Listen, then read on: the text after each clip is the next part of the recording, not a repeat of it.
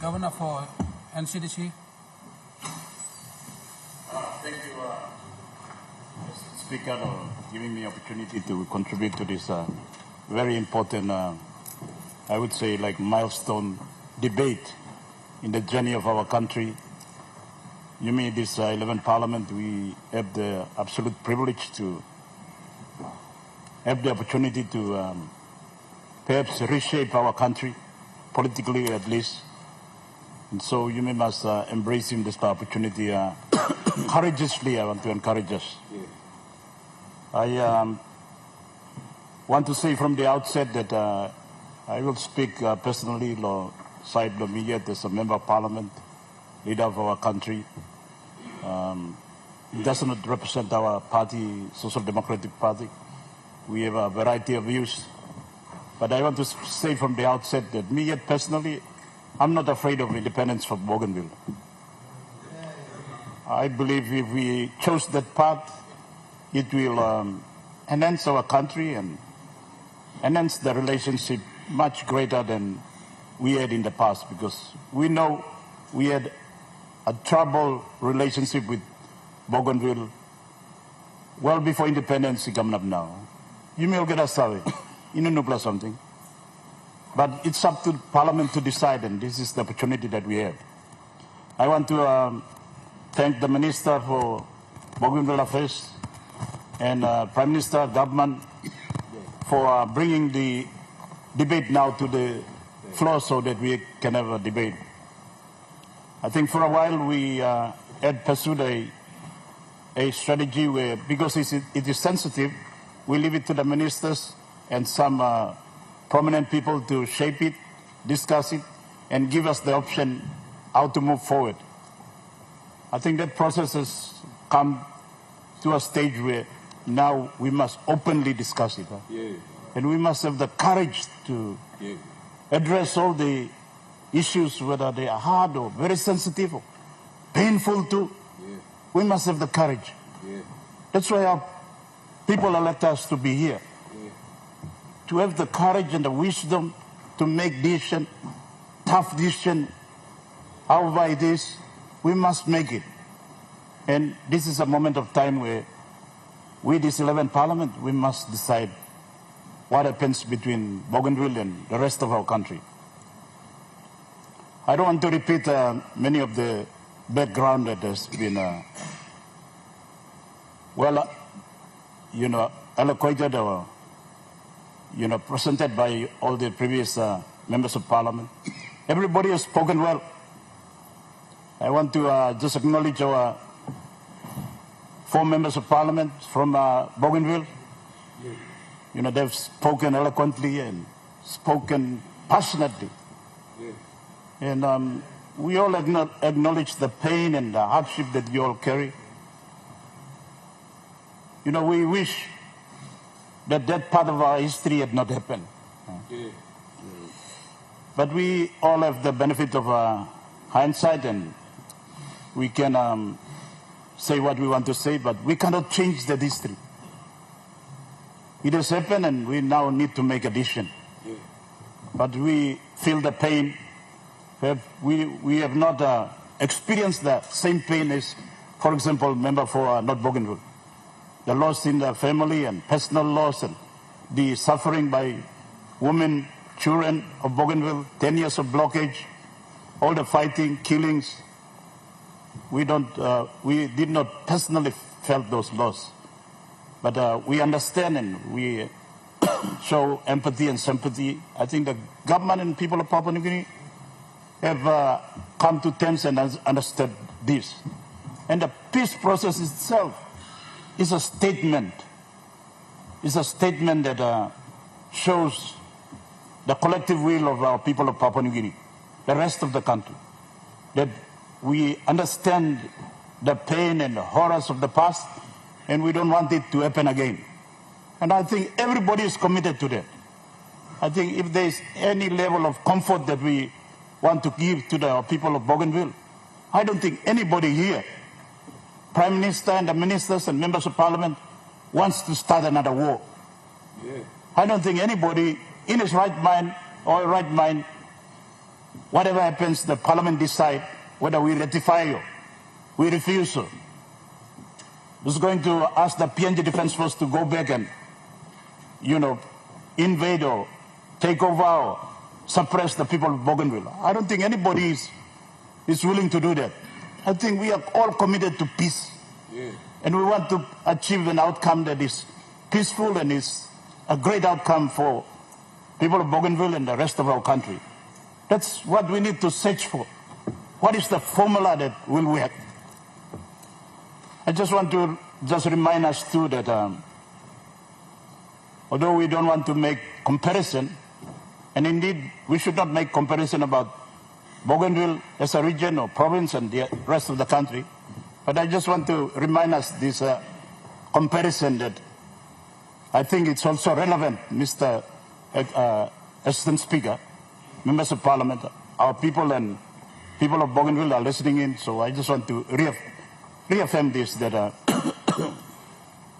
the case of Bougainville, like the rest of PNG, we were colonized, and we were seeking, like them, to get our independence from our colonial masters at the time. Yeah. In the case of our people of Kanaks of New Caledonia, they were colonized, and they're still under colonial rule. Whatever French says, but it's a colonial situation. In the case of West Papua, they were invaded in 1962. So it was a colonial conquest. Yeah. Their claim to self-determination independence is a claim against a colonial conquest. In PNG, Yumisawe, in the case of Bougainville, we understand that they were claiming and want to pursue independence well before 16 September 1975. But the fact of history of our nation and our people is this. I want to remind all of us, Parliament, remind all our people, and also remind the people of Bougainville too, whatever they say.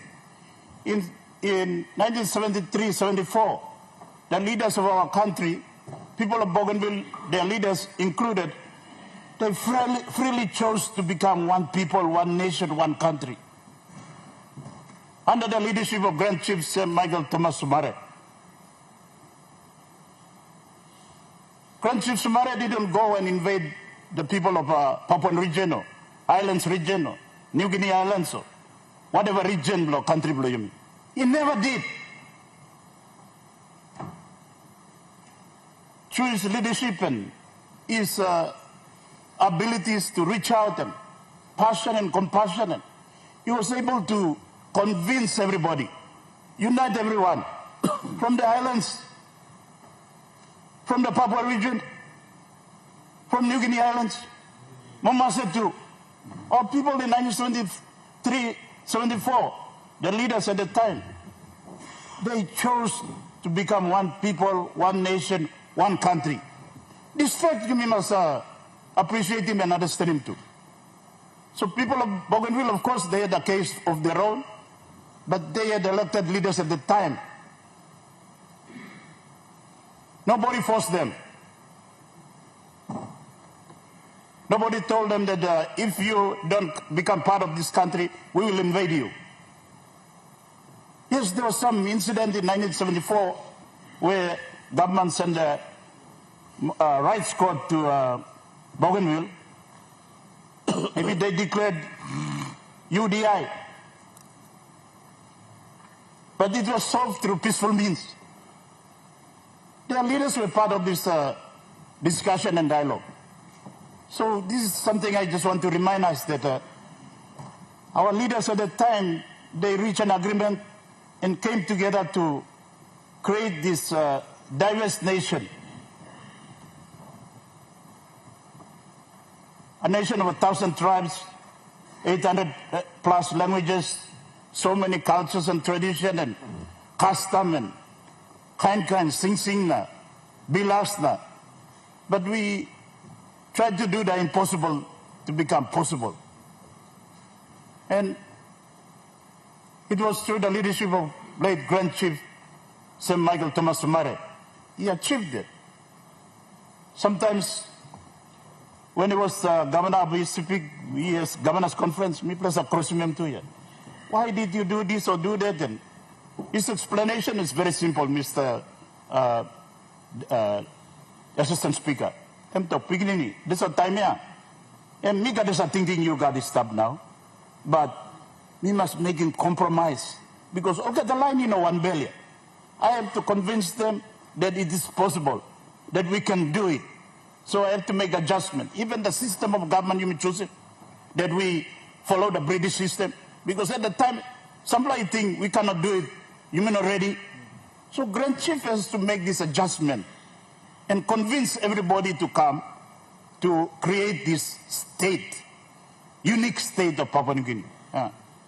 So, Mr. Assistant Speaker, I just want to establish that in 1975, nobody coerced anyone. We all, our leaders at that time, they made that decision. And it's like a compact between, our customary leaders or traditional leaders or tribal leaders. Time only making decision, hard no meal or picnic or now, me by sensing. All chief all making decision at the same time, and hard no meal or sensing.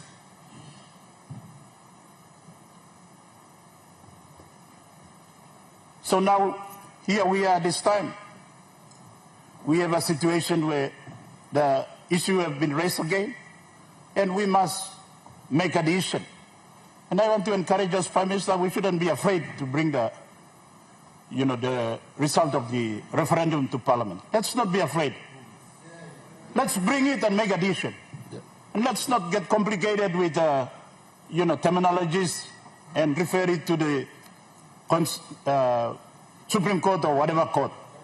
We are here mandated by our people to make a decision. If we want to ratify it, meaning approval, let's go ahead and ratify it. And if we approve it, we should have the courage and confidence that Papua New Guinea will sustain. It will rise up from this history and be a greater, bigger country. And it is up to all of us, leaders. I think the message is very clear. It's up to us leaders to make Papua New Guinea wet. And people want to live, and they only will live if we don't make it wet. That's why Governor Bougainville Toto passed them. We must not trust the province now, work on them all. Build the capacity in the province. When the province signs, the nation will sign. People are governor talk, Goya. Not because we want to take away power unnecessary from the center, but we want our people to be confident, to have a sense of belonging to this nation. That they too are benefiting and they too can see progress and they too have a sense of belonging. They too are in this equation, which is not an easy equation to maintain and sustain. I have no idea. This project should have failed. It has all the basis to fail. This project called Papua New Guinea, all the grounds for failing. I don't think the world gave us any chance of surviving. But we have proven that we can do it with a lot of challenges, but we are still doing it. And it's up to us leaders now to make it better for tomorrow. So we shouldn't be afraid of taking on and making this decision. I think in terms of Bougainville, number of things too I want to say. First, I want us to acknowledge the success that we have had in implementing the peace accord, the Bougainville Peace Agreement. This is exceptional. Not many countries in the world or similar situation, they have respected and honored the terms of a peace accord. You look at so many countries in the world, all fighting this stuff, yeah? Even you look in United Nations presided over, Israel and Palestine. Look at them now, how many years, 70 years later, all still fight yet. Massive destruction and killing still taking place. Even the, Eastern Monday Agreement with, about Northern Ireland, it went through testing times because all IRA all fight longer time. All like in United Ireland, Why should England take over this portion of Ireland? Ireland, these are Irish people. They want to remain as one country. United Kingdom or England has no right to come and invade and create another legally country or part of their country, carve it out to make it part of the United Kingdom. So their agreement went through a lot of testing of times. Now you may looking too long. Even well-established countries like Spain, or you got all line all like breakaway. Barcelona line all like breakaway. Basque line all like breakaway. Even the Russian Federation all work like breakaway. So many agreements have been done before. Now you got Ukraine war stopped. They had a Minsk agreement between Russia and Ukraine. Did they respect it? No. These are big superpowers. To our credit, we must give credit to ourselves. We have honored the agreement. Bougainville people must understand that we honor the agreement. We have complied with all the terms of it. Even the weapons disposal. You may all gada sabe. Member of Kandep, you talk no Musinku. He didn't surrender his guns. There was no 100% surrendering of weapons, so that people can make decisions peacefully, right, with the right, environment. That was the purpose of the weapons disposal. But we, on the part of government of PNG, we honored the agreement and went ahead with the referendum. Now referendum may come up. I don't think, and people of Bougainville should have the confidence that nobody here in this parliament wants to stop the referendum coming here to be ratified or approved or whatever.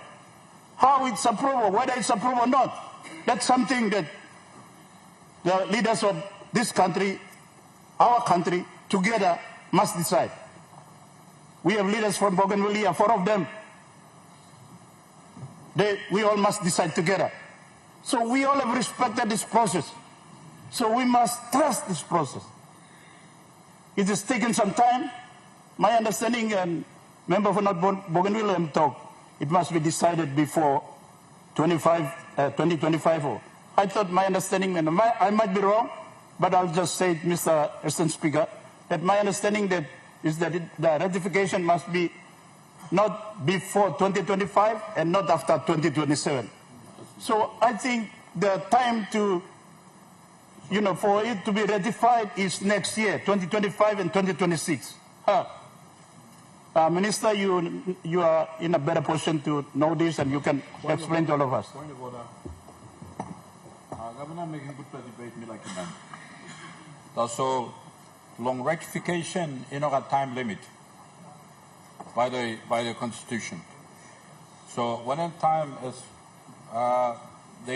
both government will negotiate and decide that the matter be tabled by the Minister for Bougainville Affairs. That's it. But sorry, Governor, there is no time limit for when to be tabled by the law. All right, my brother Governor, you correcting me, I'm right. Anyway, whatever time Minister Yuyet Sabe, bring it on, and we will make the decision. I think the main concern now is what if, and also we can remind ourselves about what happened before, and we need to remind ourselves, but we need to make a decision now going forward. Yeah. So now going forward is, what if this parliament, members you may start, including the 4 members from Bougainville, we decide we do not approve it, whether it's simple majority or absolute majority. What if it's not approved? What happens the next day? So that's why it's important you need to talk now. It's important that, ABG, President Toroamana, Tim Blongen, talk to our ministers. If we need a committee, bipartisan committee to be established, so you may create him, so you may discuss and look at what happens the next day. Because you may go to a point where we think the Parliament of PNG will just approve it because it's been approved 97%, therefore it must be approved. And if Parliament doesn't approve it, what happens the next day? So I'm being realistic here. Yeah, Honorable Governor, sorry, lo may interrupted me. You got 1 minute station law, summarize yung statement lo yun. All right, 1 minute me like tourism. Reminding me, Bougainville is, despite its past with the rest of the country, has helped to define our country and contribute a lot to our country. Leaders from all helping me shaping constitution. Dr. John Momi, some staff, plenty of line. Leo Annette. And in the beginning of our journey too, we had only one mind. Me go school, university here. I was able to get a scholarship, full tuition fee and everything because of Panguna mind. A lot of people from Bougainville, teachers, doctors, they have contributed immensely to our progress and well-being as well.